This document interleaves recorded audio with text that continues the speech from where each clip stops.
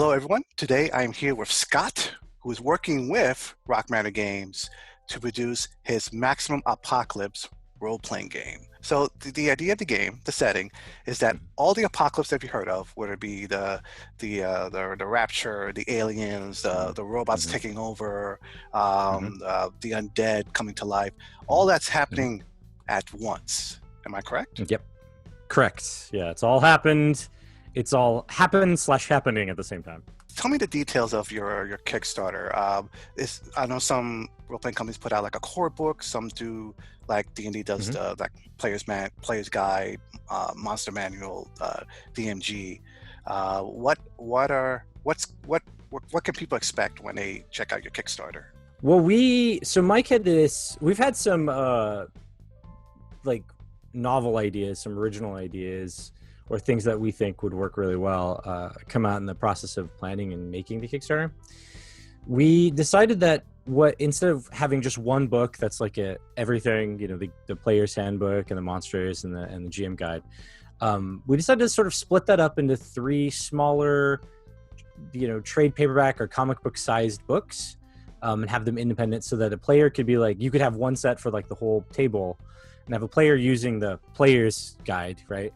And looking through character creation or something, while the game master was using the game master's guide and the monster manual to like figure out monsters. And those things could be independent, so you don't have to keep passing the books back and forth around the table to each other. You could just split them up as necessary. That was one idea that came out, and so that's what you'll get at the Kickstarter.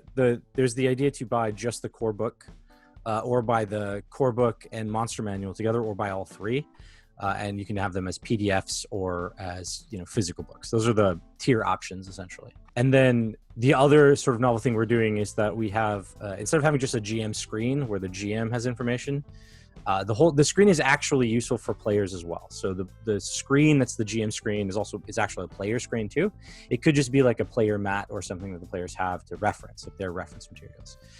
That would be coming free if you bought the Game Master Guide. So if you buy that, you get that with the player's Game Master Guide screen with it.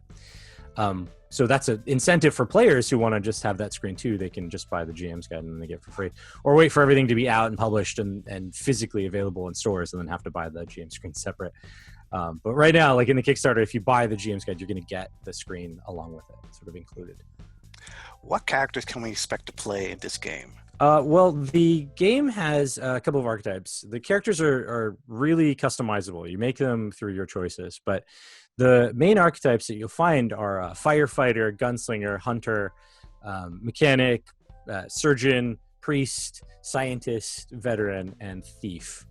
And those are the ones you'll find. Oh, and Ronin. I always forget about the Ronin. Ronin was like a later edition, so I always forget about it.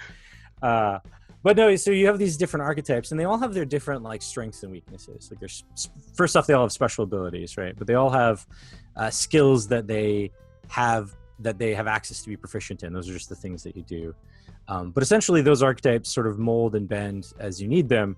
But you've essentially got your melee fighter types and your gun ranged fighter types, and then your crafty tech people and your healer tech people kind of thing. But those are the archetypes you can find, and then from there you can sort of craft your character as you want, because your stats are based on the choices of your archetypes and your apocalypse, as well as the choices on how you want to you have free points to put into your stats, so you can edit your stats as you need. So your character, I have made dozens, actually probably close to 100 different characters that are just different in many different ways. So they even if I did the same archetypes, I'll do like a firefighter Ronin mix, I'll still come out with I could do 2 of them and they'd just look different and they would act different on different things they could do. But essentially you're going to look at playing the same kinds of classic stuff you'll find in other games, but in a post-apocalyptic environment. So there'll be an addition of cars and weapons that are guns and stuff. So that kind of thing. Okay.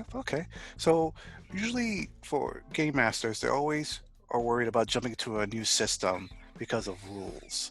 Can you talk to us about the rule system for your games? How easy is it to learn the rule system? I have been telling people, because I originally thought that it was on the lighter, easier side to learn, but I've discovered that several players or playtesters that are more familiar with rules light games, like very rules light games or Fates core kind of stuff, or even Fates Accelerated, that kind of stuff, they tend to think that the game is a bit harder to learn than traditional, than I would have thought. Well, it's like, but if you're coming from, it depends on what sort of you're coming from. If this is your first game, I don't think it's quite difficult to learn. There'll be some stuff that you'll have to wrap your mind around, but for the most part, it's basically a D100 system that has certain modified aspects to it.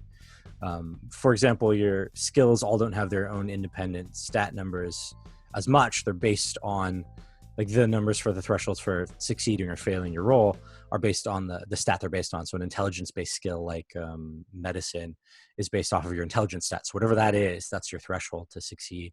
So it's relatively easy. You're just rolling a D100 and trying to get below whatever that threshold is. If the threshold's 50, then you have a 50% chance of succeeding. Right? It's real simple like that. But for people that aren't used to dice rolling, it would be like really hard, I think, for them to wrap their minds around some of the secondary aspects, things like dodge, because the actually the most complicated thing in the game is the combat system, and the combat system and the crafting system. Those two are the things that people get stuck on because they're based on the requirement of like degrees of success, right? So in this game, you have a threshold that's a stat number. Like I said, 50, we'll just say is your intelligence. To get if you get 25 or below, then you've reached a different threshold of success, which is called a great success or 2 degrees of success. If you reach 12, which is half of the 25 or 1/4 of your 60, then, or wait, did I say 12? 25. Yeah, it should be right. 12. 50. Sorry, 50, not 60. That's why I was throwing myself up. 50. If you get to 12, that's another degree of success, or 3 degrees, or an amazing success. And that, in a lot of the skills, is only important for certain things, but not like all the time. But when you get to combat, it's extremely important because everything in combat is opposed. There's no like set DC levels or set like armor classes or anything like that. You attack and the defender defends, and the both of you will roll your action, and whichever one of you had the better degree of success wins, right? And that's how it goes. So if I'm going to attack you with my attack and you're going to use your dodge to dodge it, we're going to see which one of us did better at those things. So that's the part that gets really confusing for most people, and that's the most confusing aspect. But that explanation is the simplicity of it. It's that easy. You just have to get used to it. But if you played something like D&D, then this will seem actually quite a bit easier. And if you've played Call of Cthulhu, you'll be like, oh, yeah, I got that. That's easy. That's totally fine. So it depends on where you're coming from. But I think otherwise, I call it medium complexity just to make it simple on people. So they don't walk in thinking, I'm just going to roll a D6 and know what I did. It's a little bit more complicated than that. But it's not super granular and really hard to follow along. Any last words you'd like to say? Anything that I might have missed that you want viewers to know? Maybe. Well, so there's a couple of things, I guess.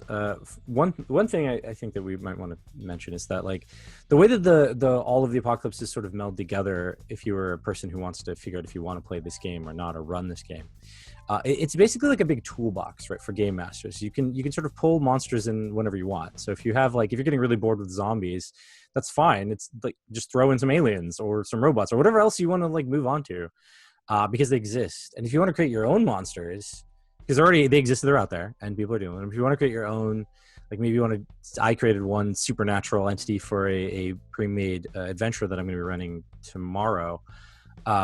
You could do that. You just have to figure out the way the rules work and make sure that it's not like rule breaking as a thing. So just a sneak peek on this monster I made. The monster has like psychic abilities because they're a sort of dark entity, right? And so what I did is, instead of using the dodge stat, like the dodge like stat for dodging, the character's instead going to use the resolve special stat, which is the one for dealing with mental like things like psychic attacks, using that instead of their dodge. And that's how the like telekinetic abilities of the character would play in. So when someone goes to attack, they would just use that resolve instead of dodge. And now they're using the mind to block things, right?